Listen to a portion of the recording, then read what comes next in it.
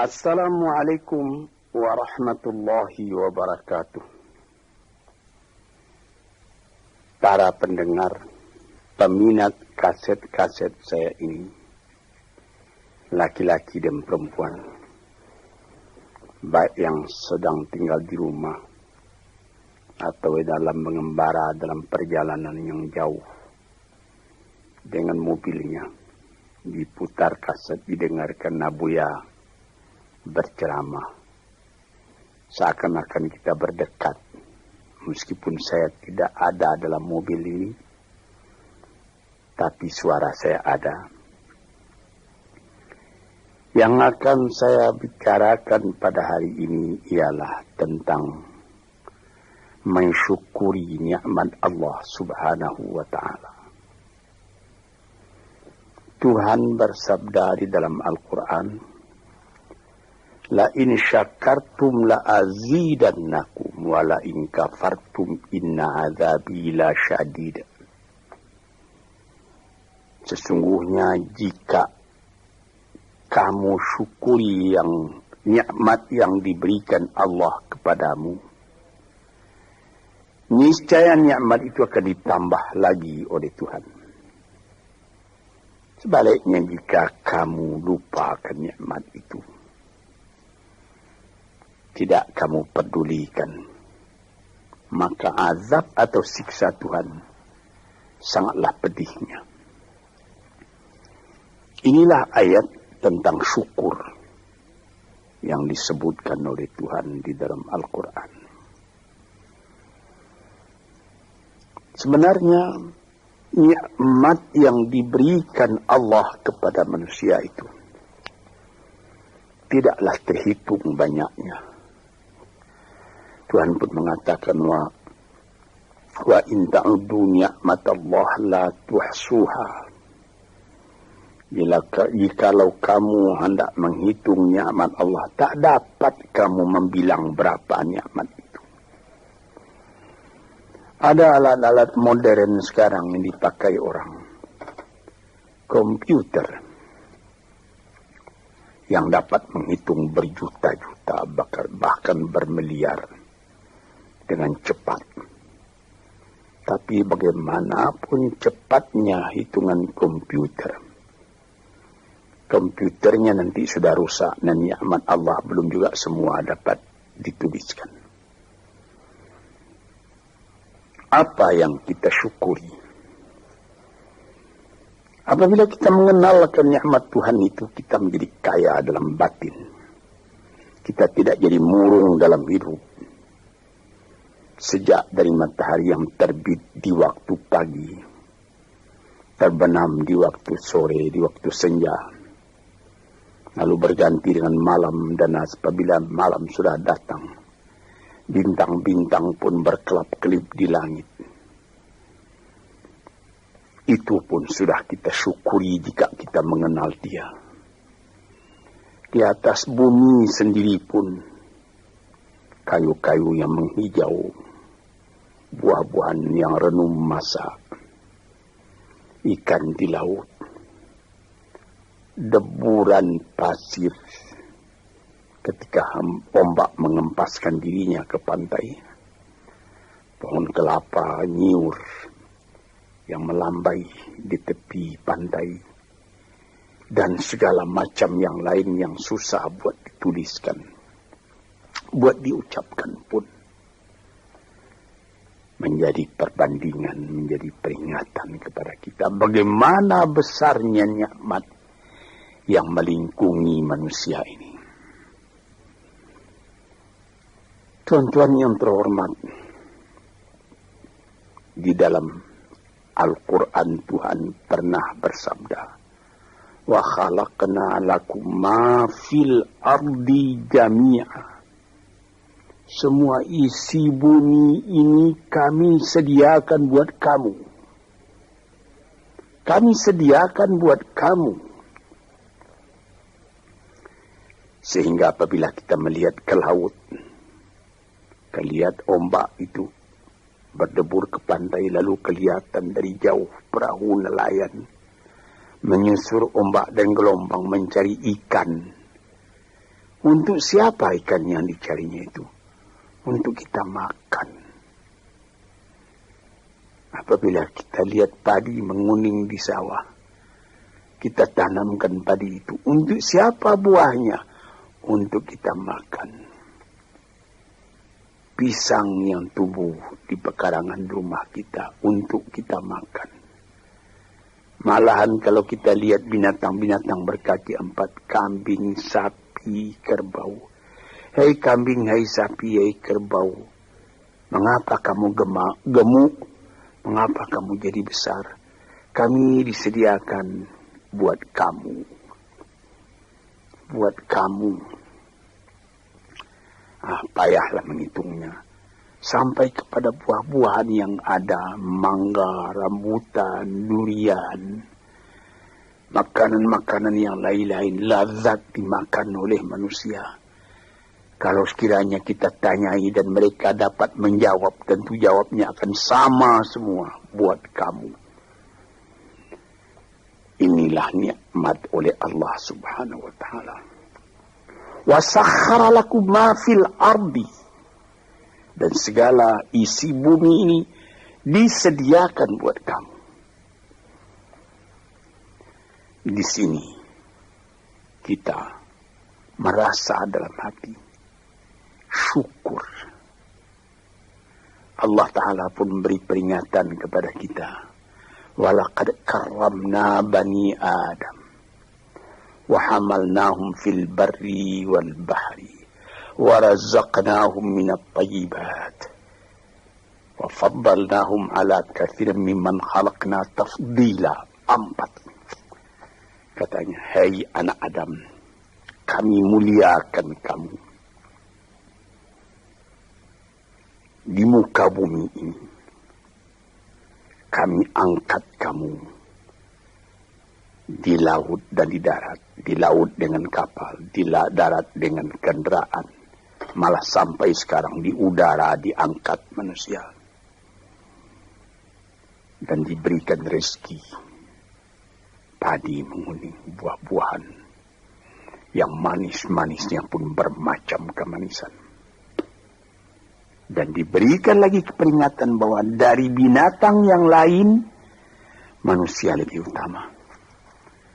Dijadikan Allah Ta'ala bermacam-macam binatang, bermacam-macam margastawa yang ada di muka bumi ini. Manusia juga yang lebih tinggi daripada semuanya itu.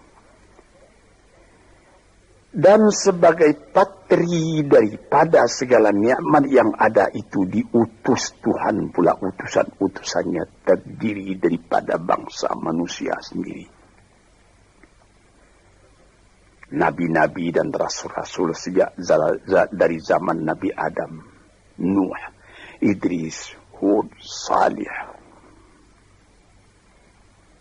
Ishaq, Yaqub, Yusuf, Daud, Sulaiman, Zakaria, Yahya, Isa, Musa, dan lain-lain. Harun, dan lain-lain. Sampai kepada Nabi Muhammad SAW. Tanda cinta manusia itu sempurna kepada manusia. Cinta Allah kepada manusia itu sempurna.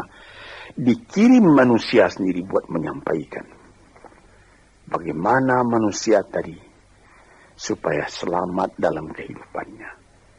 Dan diberi peringatan kepada manusia bahwa hidup itu bukan sekedar yang sekarang saja. Sesudah hidup yang sekarang ada lagi hidup yang lain. Hidup yang akan datang yang lebih kekal daripada hidup yang sekarang. Hidup yang sekarang ini disebut al-hayatul faniyah. Hidup yang fana. Kelihatan sebentar, kemudian hilang. Sesudah hilang tak kembali lagi. Tapi nanti disambut dengan al-hayatul baqiyah. Hidup yang kekal. Disitulah kehidupan yang sejati. Kita kembali kepada yang tadi. Mengenal hidup yang seperti ini saja sudah patut disyukuri. Kalau kita tidak mengenal hakikat dari kehidupan itu, apalah obah kita dengan binatang. Tuhan pernah bersabda dalam Al-Quran. Dia katakan, walaqad zara'na li jahannama katsiran minal jinni wal insi lahum qulubun la yafqahuna biha wa lahum adhanun la yasma'una biha wa lahum a'yunun la yubsiruna biha wa lahum adhanun la yasma'una biha ulaika kal an'am bal hum adall wa ulaika humul ghafilun.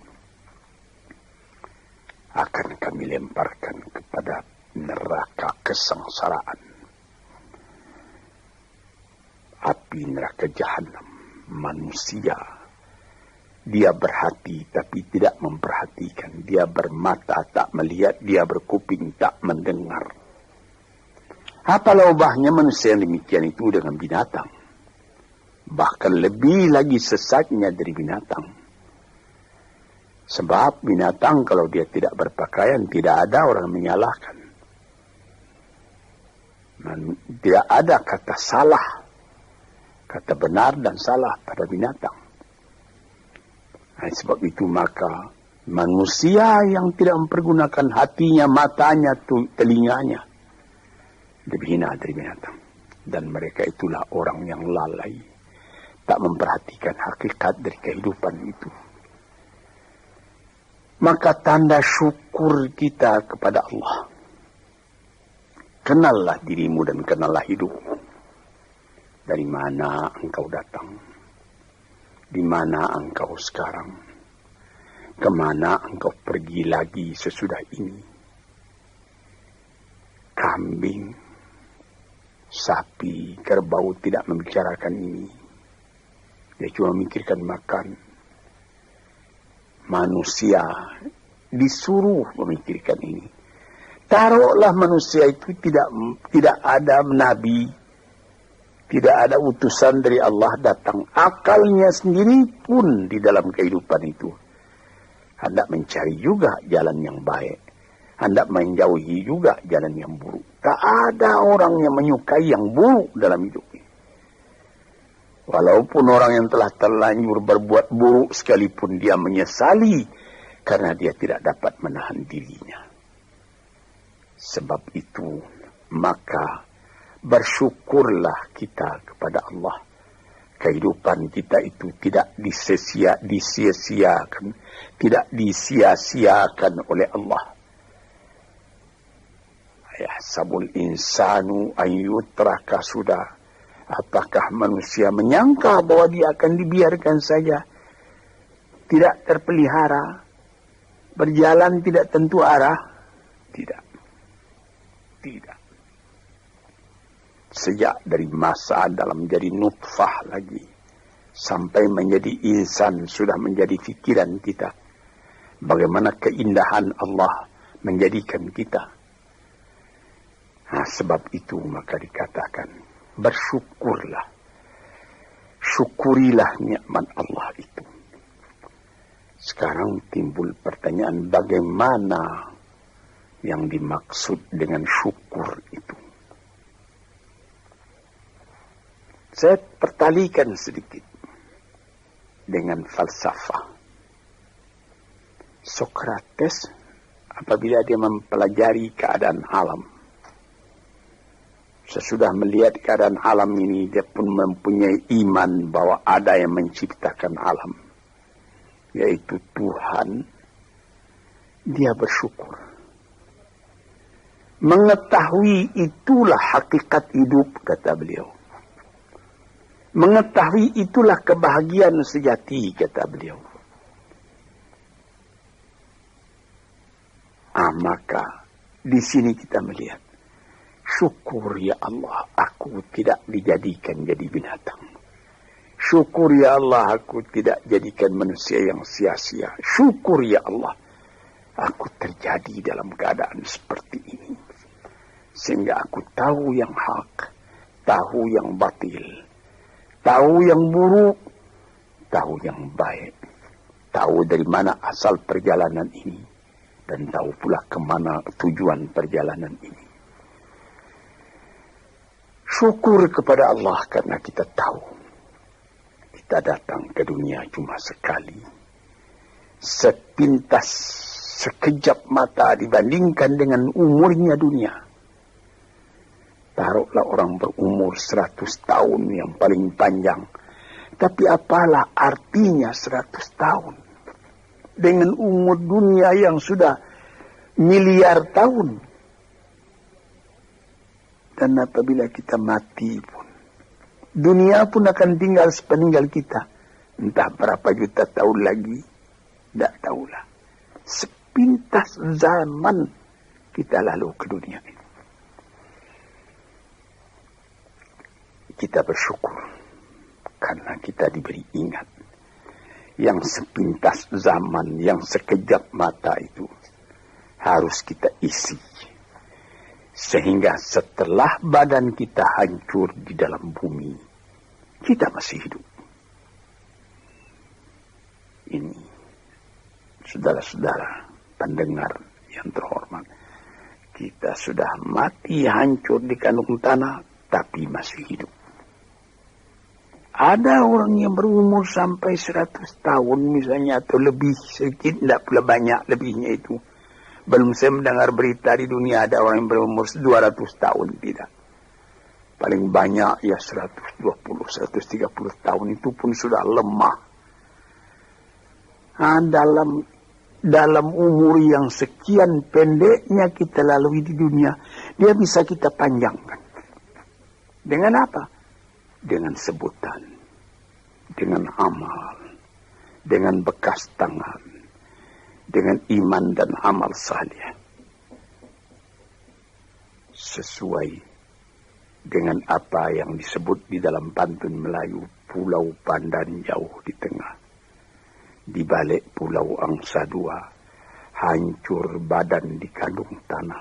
Budi yang baik terkenang jua. Ada juga satu syair daripada Syauqi Bai, penyair Arab Mesir yang terkenal. Ihfaz li nafsika qabla mautika zikraha, fadzikru lil insani umrun thani.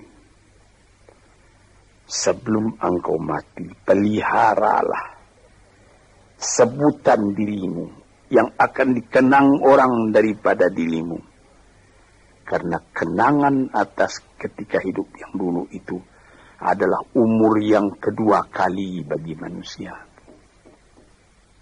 Banyak orang yang setelah dimasukkan ke dalam kubur, masuk, sudah ditimbun kubur tadi, orang pun pulang ke rumah. Sebutan orang tadi keluar dari kuburnya. Tiap hari dia keluar. 1 tahun, 2 tahun, 10 tahun, 100 tahun. Malah ada yang beribu tahun. Nabi kita Muhammad sallallahu alaihi wasallam umurnya cuma 64 tahun. Tapi beliau sampai sekarang sudah 1400 tahun.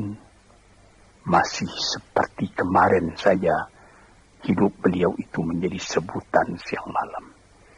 Inilah maksudnya yang dikatakan orang yang sesudah mati dia hidup kembali lebih panjang umurnya. 64 tahun dibandingkan dengan 1400 tahun. Dan selama azan masih kedengaran di puncak menara, entah ratusan ribu tahun lagi, itu nama akan tetap hidup. Ini yang kita syukuri kepada Tuhan. Sebaliknya, setelah kita sebutkan bagaimana syukur atas nikmat yang diberikan Allah, sebaliknya ada orang yang tidak berterima kasih sedikit juga kepada Tuhan, melainkan mengomel terus bagaimanapun banyaknya nikmat yang dia terima. Maka pada ujung ayat tadi dikatakan, wala in kafartum inna azabi la syadid. Kalau kamu masih mengingkari nikmat Tuhan itu, maka siksaan Tuhan amatlah pedihnya kepada dirimu. Memang banyak sekali manusia Sudah ada nikmat datang, dia tidak memperdulikan nikmat itu, dia masih mengomel saja. Kita misalkan, ada seorang perempuan bertandang ke rumah sahabatnya perempuan yang lain. Sesampai di rumah tadi dilihatnya, senang dia melihat bagaimana keadaan rumah itu. Dilihatnya ada televisi terletak, ada radio, ada CC, kursi-kursi bagus, ada lagi perhiasan-perhiasan yang lain. Tanda dia bergembira, dia bilang, syukur saudara atau saudari, ada radionya ini, ada televisinya ini, ada lagi CC-nya model betul ini. Furniture di mana ini yang menyediakan? Disambutnya, televisinya sudah model, ketinggalan model ini 10 tahun yang lalu. Radionya sudah bahula ini. CC-nya juga begitu. Ada yang model sekarang, yang model baru. Saya sudah ketinggalan zaman ini. Ini misalnya. Nikmat yang telah ada itu tidak disyukurinya, melainkan diomelinya. Ini banyak manusia yang seperti ini. Sebagaimana pernah saya katakan dalam kaset ini, inilah orang yang wa nafsin wa min nafsin la tashba. Jiwa yang tidak pernah merasa kenyang, tamak terus.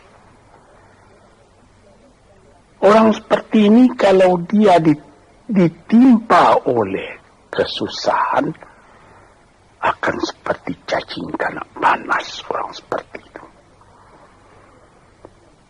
Sebab dia tidak pernah bersyukur kepada Tuhan. Dapat percobaan sedikit sudah gelisah. Sudah seperti terbakar dirinya. Dia tidak akan merasakan nikmat hidup walaupun bertimpa nikmat dalam rumahnya, dia tidak akan merasakan nikmat hidup. Inilah orang yang pada penglihatan orang lain dia kaya, tetapi dialah orang yang paling miskin. Sebab disebutkan oleh ahli-ahli falsafat, siapa orang yang miskin di dunia ini? Orang yang terlalu banyak kehendaknya, itu orang yang miskin. Siapa orang yang kaya di dunia ini? Yang merasa cukup dengan apa yang ada. Dia bersyukur atas yang ada. Bukan berarti dia menolak yang tidak ada. Kalau ada, syukur. Kalau belum ada, sabar. Jadi, syukur itu ada imbangan, yaitu sabar dan syukur. Syukur ketika nikmat datang, sabar seketika nikmat pergi atau hilang atau rusak. Sebab apabila sabar, itu pikiran tenang. Pikiran tenang menyebabkan ada lagi inspirasi baru yang akan datang. Tetapi kalau dapat sedikit cobaan sudah gelisah, maka kita mengkafiri, tidak mensyukuri nikmat yang ada. Misalnya saya pernah juga bertemu seorang, bukan seorang, berdeknya berkali-kali orang. Dia datang, Abuya, saya ini susah. Kenapa? Ya Buya mengatakan kalau kita suka-suka bertahajud, suka beribadat dengan setia, nanti apa yang kita minta dapat dikabulkan oleh Tuhan. Saya sudah 4 tahun tahajud saja saban malam, tidak dikasih apa-apa. Ini orang tidak bersyukur. 4 tahun dia bertahajud terus menerus. Dengan apa dia bertelanjang? Tidak pakai mukena. Berapa dibeli mukena itu? Lampunya terang. Berapa ongkos lampunya? 4 tahun sakit. Tidak. Makan enak juga saban hari. Cuma permintaan belum dikabulkan. Nikmat yang ada dalam tangannya dia lupa karena mengharapkan nikmat akan datang. Inilah orang. Wa ila in kafartum inna azabi lasyadid. Kalau kamu lupa kepada nikmatku, azabmu yang akan kamu derita lebih sakit lagi. Misalnya tadi itu, saya sudah bertahajud sekian tahun, tapi permintaan saya tidak dikabulkan. Berfikirlah sedikit. Itu namanya perkataan kan kurang sopan kepada Tuhan. Seakan-akan kita yang menentukan. Tuhan, mari sini. Kasih saya. Seperti begitu kita kepada Tuhan. Padahal bukan karena mengharapkan diberi apa-apa itu yang menjadi pokok. Kita sebagai hamba Allah dihidupkan di dunia ini buat apa? Di dalam Quran dikatakan, "Ma khalaqtul jinna wal insa illa liya'budun." Tidaklah aku jadikan jin dan manusia melainkan untuk beribadat kepadaku. Jadi artinya bukan 4 tahun. Selama hidup hendaknya kita beribadat kepada Tuhan. Bukan mengharapkan apa-apa, karena yang ada ini sudah harapan kita. Yang ada disyukuri. Ini satu contoh. Saya ingatkan. Apa maksudnya? Inna azabi lasyadid. Orang yang lupa kepada nikmat Allah, nikmatnya Allah dia lupakan, dia tidak bersyukur, siksaan datang. Siksaan apa? Gelisah hatinya selalu. Itu siksaan, itu gelisah. Sudah dapat mobil. Apa merek mobil? Mereknya Holden. Iya, tapi baru dipakainya 2-3 hari. Iya, tapi sekarang ada lagi ini Holden. Mau pakai Mercedes-Benz. Pakai apa lagi? BMW, Volvo, macam-macam. Macam-macam pikirannya itu sudah siksaan buat dia. Padahal bukan pula dilarang mencita-cita yang baru itu. Bukan dilarang. Tapi berpikirlah dengan wajar yang akan datang disyukuri. Yang telah ada ini lebih disyukuri lagi. Orang gelisah karena mengharapkan yang baru. Dia lupa keadaan kekayaan yang ada pada dirinya sendiri. Cobalah. Kita kaya. Mobil ada. Rumah besar. Ini cukup. Tapi badan sakit. Bagaimana? Saya teringat salah seorang sahabat saya telah meninggal. Itu terkenal orang kaya besar. Bapak Rahman Tamin. Dia di rumah sakit. Dia ketika itu baru saja membuka pabrik tekstil di Surabaya. Jadi, bukan main lah dia terkenal. Jadi ketika dia sakit, saya pergi melihat dia. Sekarang saya mengerti, katanya. Apalah arti kekayaan saya yang banyak itu, katanya. Yang penting sekarang ini bagi saya sehat. Ini perkataan dari seorang mukmin yang mengetahui berapa nikmat Allah. Tapi nikmat yang paling besar itu kesehatan, bukan kekayaan. Dia berdoa kepada Tuhan, dia beribadat. Dia minta, ya Allah, sehatkanlah badanku atau tetapkanlah imanku. Ini saya pernah melihat. Di sini kita melihat bahwa kesehatan badan adalah kekayaan yang tidak ada nilainya. Walaupun engkau tidak mempunyai banyak kekayaan, tapi badanmu sehat, kekayaan berjuta-juta itu. Engkau tidak banyak kekayaan, tetapi engkau makan enak. Pernah saya juga berjalan-jalan dengan seorang teman orang kaya, naik mobil lalu di dekat sawah, orang-orang bekerja sawah. Ketika itu hari kira-kira pukul 12:30 hari, saya melihat bagaimana sesudah membajak sawahnya, orang yang punya sawah tadi makan. Dibawakan oleh istrinya dari kampung. Di dalam besek nasi yang akan dimakan oleh suaminya, dimakan oleh suaminya itu. Sehingga kawan saya yang punya mobil tadi, menjadi dalam hatinya itu seakan-akan iri. Saya yang tinggal di gedung besar, di rumah besar, mempunyai mobil beginian, tidak merasa enak makan seperti itu, katanya. Coba Tuhan, berapa nikmat Allah. Maka itu kita kembali kepada pangkal kaji tadi. Wa in syakartum la azidannakum. Apa nikmat yang telah diberikan oleh Allah Ta'ala, syukurilah. Apabila itu engkau syukuri, badanmu sehat, hatimu senang, dadamu lapang. Dalam hal itu insya Allah Tuhan memberikan lagi tambahan nikmat itu. Wala in kafartum, tetapi jikalau engkau lupakan nikmat itu, itu namanya sama dengan kafir. Melupakan nikmat itu sama kafir. Sebab kafir itu ada namanya kafir inat, kafir juhud, kafir nikmat. Kafir inat artinya keras kepala. Kafir juhud, ingkar, tak mau percaya. Kafir nikmat, nikmat Tuhan telah datang, lupa nikmat itu. Itu juga termasuk kafir namanya.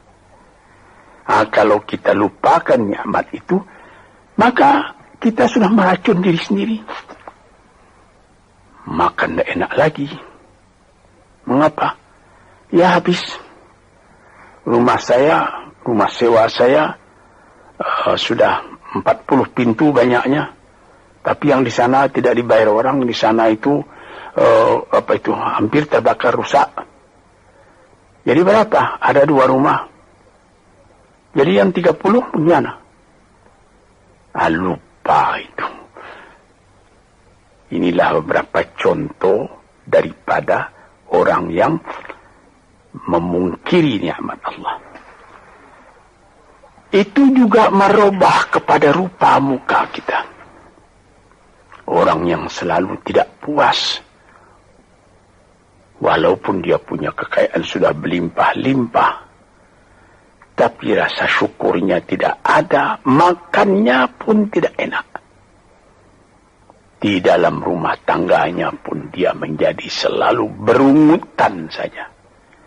Ketika mula-mula datang sesudah penyerahan kedaulatan pada tahun 50 datang ke Jakarta, suami istri hidup dengan sederhana, makan enak, tertawa pagi, tertawa sore, apa yang ada dimakan yang tidak sabar. Kemudian berlimpah-limpah rezeki. Rezeki datang, mulai lalai daripada Tuhan. Mulai lupa kepada nikmat. Lama-lama tidak mensyukuri nikmat. Timbul berkelahi dalam rumah. Si laki-laki tadi melihat lagi ada perempuan yang lebih muda.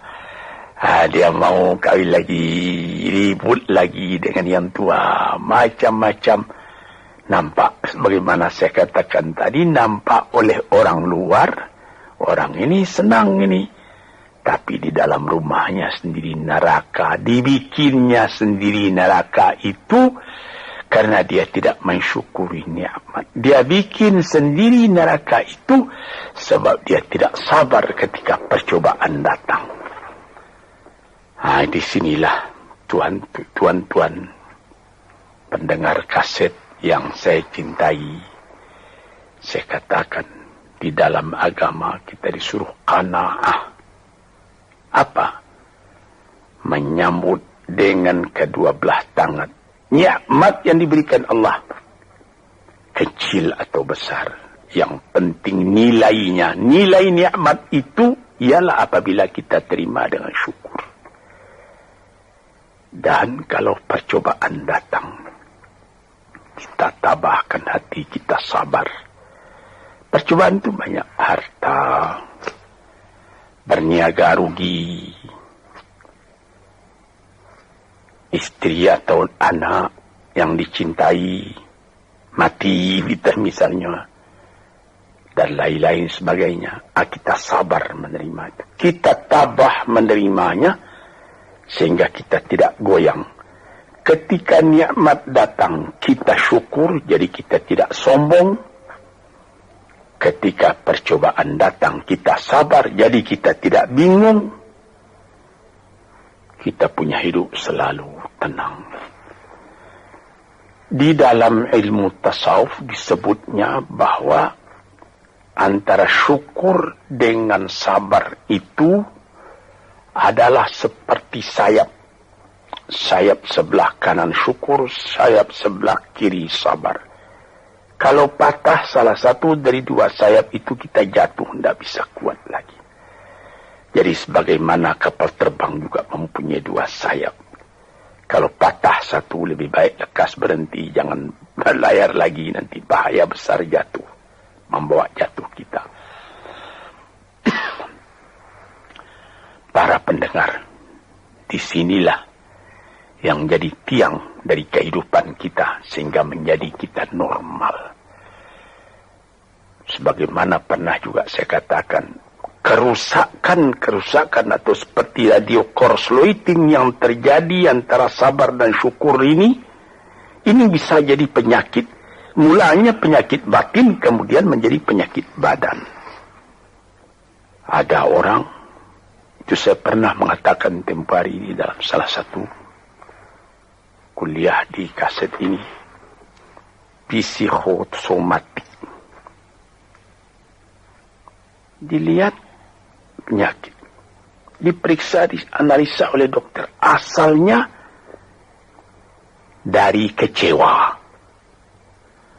Ada orang, anaknya menyakitkan hatinya, karena anak itu juga jadi fitnah dalam kehidupan. Diharap akan begini, rupanya jadi begitu. Diharap akan taat, rupanya maksiat. Lama-lama dipendam penyakit itu dalam hati, berubah kepada badan sendiri. Kadang-kadang sakit jantung, kadang-kadang eksim, kadang-kadang kudis. Ajaib. Rupanya perjalanan darah diganggu oleh tekanan jiwa. Tekanan jiwa mengganggu tekanan jantung mengganggu tekanan darah menjadikan penyakit basil pada badan.